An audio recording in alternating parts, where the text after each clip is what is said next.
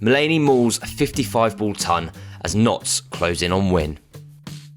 A high-quality encounter between the two form sides of Division 2 had resulted in Nottinghamshire sitting in a commanding position heading into Day 3.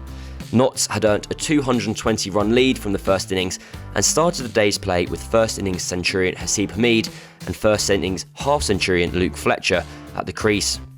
Hameed, however, wouldn't be able to repeat his first innings heroics, and he fell to Toby Rowland-Jones early into the third day, well held by Robson in the slips.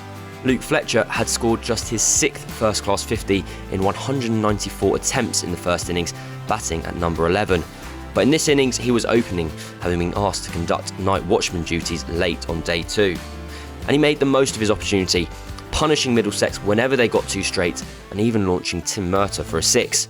The result was Fletcher went to his 7th first-class 50 of his career and 2nd in the match, much to the joy of his teammates. The fun would have to come to an end, however, shortly after, Fletcher falling for 51 to the bowling of Anderson, Notts 71 for 2. Ben Duckett arrived at the crease and took Nottinghamshire past 100 as he raced to 23, reverse sweeping Luke Holman for 2 boundaries. But it would be third time unlucky for Duckett, as the third reverse sweep would find the hands of Peter Hanscom on the boundary. There would be just 2 more overs before the lunch break, which Notts would reach on 113 for 3. The away side 333 runs ahead. Slater would fall almost immediately after the break, however, as Holman claimed his 2nd. Slater looking to force the ball away off the back foot, but succeeding only in punching the ball back to the bowler. And the action continued to follow Holman as Joe Clark pulled the leg spinner into the stands for 6 more as the lead passed 350. And it would be Holman again who took the next wicket, Lyndon James chopping on for 16 to bring an end to the 41-run partnership. That brought Stephen Mullany to the crease, and he wasted no time getting going, hoisting Murtagh away from Maxman over the leg side, then hitting 2 in a row from the spin of Holman, the first one slashed away, and the second a beautiful free swing of the bat. Joe Clark was in good form too, and he went to his 2nd half-century of the season of 73 balls with a single off Joshua De Caires.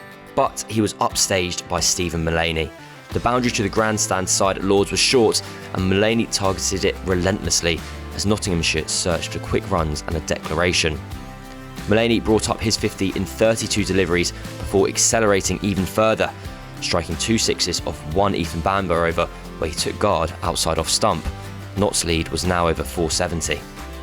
And Mullany would bring up a scintillating 100 off just 55 deliveries, an innings which included 8 sixes, all bar one of which had rained down on the fans in the grandstand.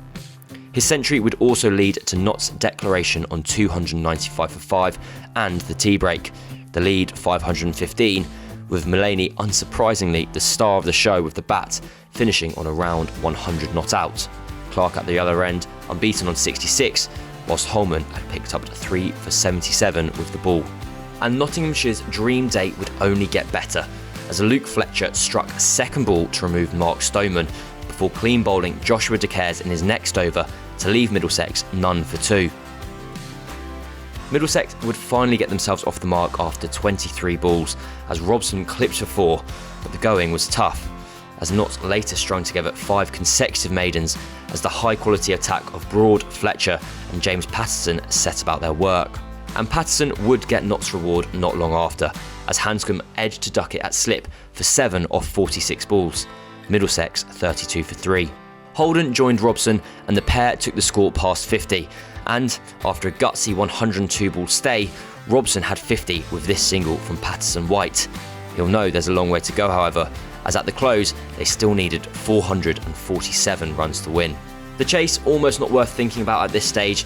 Middlesex will have to negotiate 98 overs on day 4 if they are to get anything from this match against a Nottinghamshire side that are playing superb cricket at this moment.